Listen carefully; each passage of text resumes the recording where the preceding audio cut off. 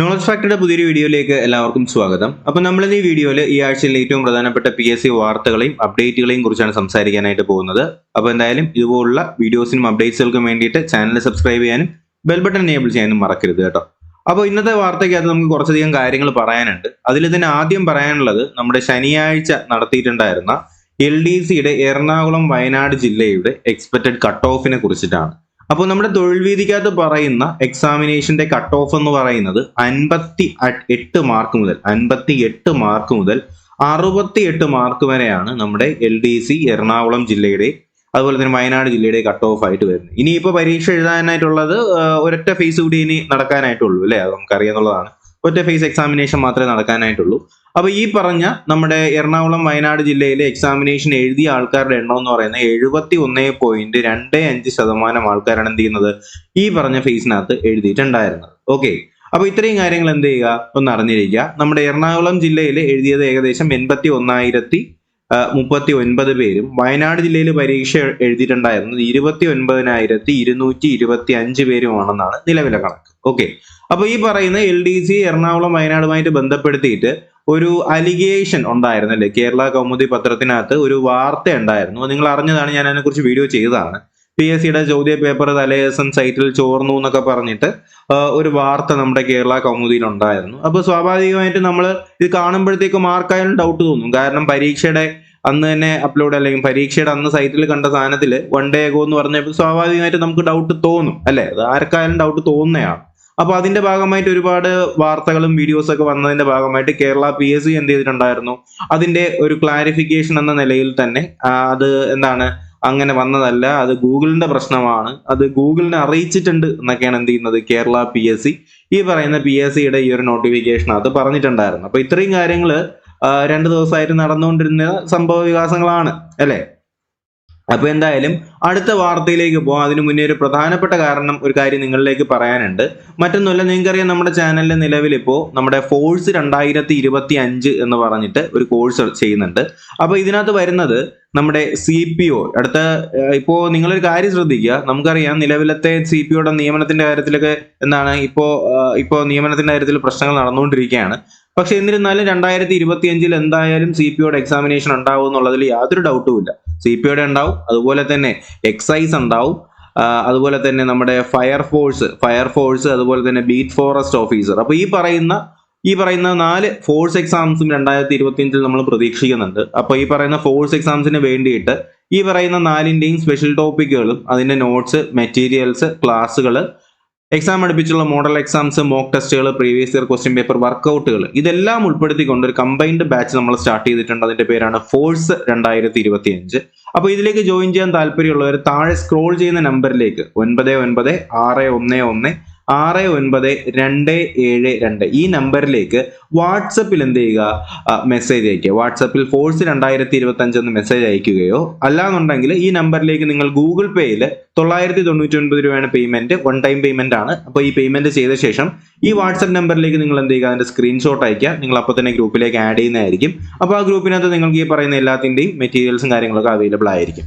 അല്ല, നിങ്ങൾക്ക് ഇപ്പോൾ ഈ പറയുന്ന CPO മാത്രം മതി എന്നുണ്ടെങ്കിൽ നിങ്ങൾക്ക് അങ്ങനെ ജോയിൻ ചെയ്യാം. എക്സൈസ് മാത്രം മതി എന്നുണ്ടെങ്കിൽ അങ്ങനെ ജോയിൻ ചെയ്യാം. ഫയർവുമൺ മാത്രം മതി എങ്കിൽ അങ്ങനെ ജോയിൻ ചെയ്യാം. ബീറ്റ് ഫോറസ്റ്റ് മാത്രം മതി എന്നുണ്ടെങ്കിൽ അങ്ങനെയും ജോയിൻ ചെയ്യാം. ഓക്കെ, അപ്പൊ എന്തായാലും ഇത്രയും കാര്യങ്ങൾ നിങ്ങളൊന്ന് അറിഞ്ഞിരിക്കുക. അപ്പൊ അടുത്ത പ്രധാനപ്പെട്ട വാർത്തയിലേക്ക് കടക്കുകയാണ്. അപ്പോൾ സിവിൽ എക്സൈസ് ഓഫീസറിന്റെ ഷോർട്ട് ലിസ്റ്റ് വന്നിട്ടുണ്ട്. നിലവിൽ 1848 പേരുടെ ഷോർട്ട് ലിസ്റ്റ് ആണ് നിലവിൽ വന്നിട്ടുള്ളത് അല്ലേ? അപ്പൊ നിങ്ങൾക്ക് ഇവിടെ കാണാനായിട്ട് കഴിയും. ഷോർട്ട് ലിസ്റ്റ് സപ്ലിമെന്ററി ലിസ്റ്റും ആയിട്ട് മൊത്തത്തിൽ എത്ര പേരുണ്ട് എന്നുള്ള കാര്യം മനസ്സിലാവും. മെയിൻ ലിസ്റ്റിൽ 1373 പേരും സപ്ലിമെന്ററി ലിസ്റ്റിൽ 475 പേരും ആകെ മൊത്തത്തിൽ 1848 പേരുമാണ് നമ്മുടെ എക്സൈസിന്റെ ഷോർട്ട് ലിസ്റ്റിനകത്ത് വന്നിട്ടുള്ളത്. ഓക്കെ, അപ്പൊ CPO ലിസ്റ്റിലേക്ക് ഒരൊറ്റ ഒഴിവും ഇല്ലേ എന്നൊരു ചോദ്യം വന്നിട്ടുണ്ട്. ഇപ്പൊ 6 മാസം മാത്രം ബാക്കിയുള്ള CPO ലിസ്റ്റിൽ നിന്ന് എന്ത് അത്ഭുതമായിട്ടാണ് ഉദ്യോഗാർത്ഥികൾ പ്രതീക്ഷിക്കേണ്ടതെന്ന് ചോദ്യം വന്നിട്ടുണ്ട്. അപ്പോൾ സ്വാഭാവികമായിട്ട് നമുക്ക് എല്ലാം വരുന്ന ഡൗട്ടാണ്, അത് പറഞ്ഞിട്ട് കാര്യമില്ല. പക്ഷേ നമുക്കിനി മുന്നിലുള്ള 6 മാസം ഒരു എന്താ പറയുക, ബാക്കിയുള്ള നമ്മുടെ വേക്കൻസികളെല്ലാം റിപ്പോർട്ട് ചെയ്തുകൊണ്ട്, ഒഴിവുകൾ റിപ്പോർട്ട് ചെയ്തുകൊണ്ട് അപ്പോയിന്റ്മെന്റ് നടക്കട്ടെ എന്ന് തന്നെ പ്രതീക്ഷിക്കാം. അതിന് വേണ്ടിയിട്ടുള്ള എല്ലാ സപ്പോർട്ടും നമ്മുടെ ഭാഗത്തു നിന്നുണ്ടാവും. എല്ലാ ചാനൽസിനെയും നമ്മൾ അറിയിക്കുന്നുമുണ്ട്. ഒരുപാട് ചാനൽസ് അത് ന്യൂസ് ആയിട്ട് ചെയ്യുന്നുമുണ്ട്. അപ്പോൾ എന്തായാലും നമുക്കൊരു പോസിറ്റീവ് റെസ്പോൺസ് തന്നെ പ്രതീക്ഷിക്കാം. എന്തായാലും സ്റ്റാഫ് നഴ്സിന്റെ നിയമന ശുപാർശ 900 കടന്നു എന്ന് പറയുന്നുണ്ട്. കമ്പനി ബോർഡ് LGSലേക്ക് 86 നിയമനം കൂടി ഉടൻ വരുന്നു എന്ന് പറയുന്നു. അസിസ്റ്റന്റ് സർജൻ 16 നിയമനം കൂടി വരുന്നുണ്ട്. ഇന്റർവ്യൂ തീയതികളിൽ മാറ്റം ഉണ്ട് എന്ന് പറയുന്നുണ്ട്. അതുപോലെ തന്നെ നമ്മുടെ 5ാം കൊല്ലവും കാത്തിരിപ്പ് KS വിജ്ഞാപനം എപ്പോൾ? KS ഇപ്പം വരും എന്ന് പറയുന്നതല്ലാതെ KS ഇതുവരെ വന്നിട്ടില്ല എന്ന് പറയുന്നത് വളരെ സങ്കടകരമായിട്ടൊരു കാര്യമാണ്.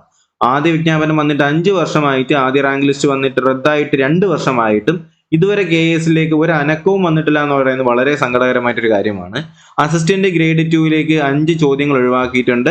ലൈഫ് സ്റ്റോക്ക് ഇൻസ്പെക്ടർ 5 ചോദ്യം ഒഴിവാക്കി. HSSTയിലെ ഹിസ്റ്ററി ജൂനിയറിലേക്ക് 9 ചോദ്യങ്ങൾ ഒഴിവാക്കിയിട്ടുണ്ട്. ചോദ്യങ്ങൾ ഒഴിവാക്കാതെ ഒരു കേരള PSCയുടെ പരീക്ഷയ്ക്ക് വേണ്ടി ഞാനും പ്രതീക്ഷിക്കുകയാണ്. സഹകരണ യൂണിയനിലേക്കുള്ള LDC ഇൻസ്പെക്ടറിന്റെ പരീക്ഷ 20-ാം തീയതി നടക്കുന്നുണ്ട്. LDC തിരുവനന്തപുരം നിയമന ശുപാർശ 900 കടന്നു, നല്ലൊരു കാര്യം തന്നെയാണ്. അതുപോലെ തന്നെ നമ്മുടെ ഡിവിഷണൽ അക്കൗണ്ടന്റ് ആളില്ലാതെ റാങ്ക് ലിസ്റ്റ് 40 ഒഴിവിന് 31 പേര് മാത്രം. 40 ഒഴിവുണ്ട്, പക്ഷെ 31 പേര് മാത്രമുള്ള റാങ്ക് ലിസ്റ്റ്. ബാക്കി 9 പേരെ ഇവരെ ശൂന്യാകാശത്തിൽ നിന്ന് എടുക്കുക എന്നുള്ള കാര്യത്തിലാണ് ഇപ്പോഴത്തെ ചോദ്യം. അടുത്ത ഡിവിഷണൽ അക്കൗണ്ടന്റ് ഓഫീസർ വിജ്ഞാപനം റദ്ദാക്കാൻ KSEB നടക്കില്ല എന്ന് തന്നെ പറഞ്ഞുകൊണ്ട് കേരള PSC വരുന്നുണ്ട്. അപ്പോൾ യോഗ്യത വ്യക്തമാക്കാതെ വിജ്ഞാപനം മാനദണ്ഡ വിരുദ്ധമെന്ന് KSEB പറയുന്നുണ്ട്. അതുപോലെ തന്നെ വാട്ടർ അതോറിറ്റി ഡിവിഷണൽ അക്കൗണ്ടന്റ് ഓഫീസിൽ ലിസ്റ്റിലും ആളില്ല എന്ന് പറയുന്നുണ്ട് കേട്ടോ. അപ്പൊ എന്തായാലും ഒരു ലിസ്റ്റ് എടുക്കുമ്പോഴത്തേക്കും വെട്ടിച്ചുരുക്കി ആൾക്കാരെ ഒന്നും എടുക്കാതിരുന്നാലും ഒഴിവുപോലും തികയത്തില്ല എന്നുള്ളതാണ് ഇതിന്റെ രസം എന്ന് പറയുന്നത്. Assistant engineer, draughtsman, chemist, nurse ഉൾപ്പെടെയുള്ള 55 തസ്തികയിലേക്കാണ് കേരള PSC വിജ്ഞാപനം വരാനായിട്ട് പോകുന്നത്. അപ്പൊ അപേക്ഷ സ്വീകരിക്കുന്ന അവസാന തീയതി ഒക്ടോബർ 30 രാത്രി 12 മണി വരെയാണെന്ന് പറയുന്നുണ്ട്. അപ്പോൾ ഇത്രയും കാര്യങ്ങൾ നിങ്ങൾ മനസ്സിലാക്കി വെച്ചേക്കുക. അതുപോലെ ജനറൽ റിക്രൂട്ട്മെന്റ് സംസ്ഥാന തലത്തിനകത്ത് വരാനായിട്ട് പോകുന്നത് assistant professor in physical medical science, അതുപോലെ തന്നെ സെക്യൂരിറ്റി ഓഫീസർ സർവകലാശാലകളിൽ, ആർക്കിടെക്ചറൽ അസിസ്റ്റന്റ് പൊതുമരാമത്ത്, അസിസ്റ്റന്റ് എഞ്ചിനീയർ കേരള ജല അതോറിറ്റി, അതുപോലെ തന്നെ ട്രെയിനിങ് ഇൻസ്ട്രക്ടർ, അതുപോലെ തന്നെ ജൂനിയർ ഇൻസ്ട്രക്ടർ മെക്കാനിക്കൽ, അതുപോലെ ബാക്കിയുള്ള തസ്തികകൾ എന്ന് പറയുന്നത് അസിസ്റ്റന്റ് തമിഴ് ട്രാൻസ്ലേറ്റർ, അതുപോലെ തന്നെ draftsman, Kerala state cooperative coir marketing ഫെഡറേഷനിലേക്കുള്ള കെമിസ്റ്റ്, അതുപോലെ തന്നെ സെയിൽസ്മാൻ ഗ്രേഡ് 2, അങ്ങനെയുള്ളതൊക്കെയാണ് ജനറൽ സംസ്ഥാന തലത്തിനകത്ത് വരുന്നത്. ജില്ലാ തലത്തിനകത്ത് ഇവിടെ നമ്മുടെ HSA വിളിക്കുന്നുണ്ട് കേട്ടോ. HSA പക്ഷേ ഇത് കന്നഡ മാധ്യമമാണ്. അതിൽ ശ്രദ്ധിക്കേണ്ട ഒരു കാര്യം, ഇതിനകത്ത് പ്രായത്തിന്റെ വരുന്നത് 18-40. യോഗ്യത എന്ന് പറയുന്നത് വിഷയത്തിൽ കേരള സർവകലാശാലകൾ നൽകിയിട്ടുള്ളത് അംഗീകരിച്ചിട്ടുള്ള ബിരുദവും അതുപോലെ തന്നെ B.Ed വേണമെന്ന് പറയുന്നുണ്ട്. അതുപോലെ തന്നെ കേരള സർക്കാർ നടത്തുന്ന കേറ്ററ്റ് ജയിച്ചിരിക്കണം. മൂന്നാമതെന്ന് പറയുന്നത് കന്നഡ 1ാം ഭാഷയോ 2ാം ഭാഷയോ പഠിച്ച SSLC അല്ലെങ്കിൽ +2 ജയം, അതുപോലെ തന്നെ കന്നഡ ബിരുദം അല്ലെങ്കിൽ ബിരുദാനന്തര ബിരുദം, അങ്ങനെയുള്ള കാര്യങ്ങൾ കൂടി ഇതിനകത്ത് വരുന്നുണ്ട് കേട്ടോ. കാര്യം ഇതിനകത്ത് കന്നഡ മീഡിയം ആയതുകൊണ്ട് തന്നെ കന്നഡയിൽ ഉള്ള അറിവ് കൂടി നമുക്ക് അത്യാവശ്യമാണ്. ഓക്കെ, ബാക്കിയുള്ളതെല്ലാം ഉണ്ട് എന്ന് പറഞ്ഞ് കന്നഡ ഇല്ലാതിരുന്നാൽ നമുക്ക് അപ്ലൈ ചെയ്യാനായിട്ട് പറ്റത്തില്ല. ഓക്കെ, അപ്പൊ എന്തായാലും HSAക്ക് എന്ത് വേണ്ട നിലവില്? HSAക്ക് PG വേണ്ട എന്നുള്ള കാര്യം നമുക്ക് ഇവിടുന്ന് മനസ്സിലാവും. കാരണം ഇപ്പോൾ വിളിച്ച HSA ആണ്. ഖാദർ കമ്മിറ്റി റിപ്പോർട്ടൊന്നും ഇപ്പം ബാധിച്ചിട്ടില്ല. അപ്പോ അതുപോലെ തന്നെ ഹൈസ്കൂൾ ടീച്ചർ ഗണിതം തമിഴ് വിളിക്കുന്നുണ്ട്. അതുപോലെ തന്നെ നമ്മുടെ നഴ്സ് ഗ്രേഡ് 2 ഹോമിയോപ്പതി, അങ്ങനെയുള്ളതൊക്കെ വിളിക്കുന്നുണ്ട്. അപ്പോൾ ബാക്കിയുള്ളതെല്ലാം നമ്മുടെ വിമുക്ത ഭടന്മാർക്ക് വേണ്ടിയിട്ടുള്ളതും അതുപോലെ തന്നെ ബ്ലാക്ക് സ്മിത്ത് അങ്ങനെയുള്ളതൊക്കെയാണ്. പിന്നെ സ്പെഷ്യൽ റിക്രൂട്ട്മെന്റുകൾ NCA അതൊക്കെ വിളിക്കുന്നുണ്ട്. ഓക്കെ, അപ്പോൾ അതുപോലെ തന്നെ നമ്മുടെ PSC ഇൻഷോർട്ട് എന്ന് പറഞ്ഞിട്ട് 13 തസ്തികയുടെ ഷോർട്ട് ലിസ്റ്റ് വരാനായിട്ട് പോകുന്നുണ്ട്. കേരള ഫെഡ്, LDC ടൈപ്പിസ്റ്റ് ഉൾപ്പെടെയുള്ള 9 തസ്തികകളുടെ സാധ്യതാ ലിസ്റ്റ് വരാനായിട്ട് പോകുന്നുണ്ട്.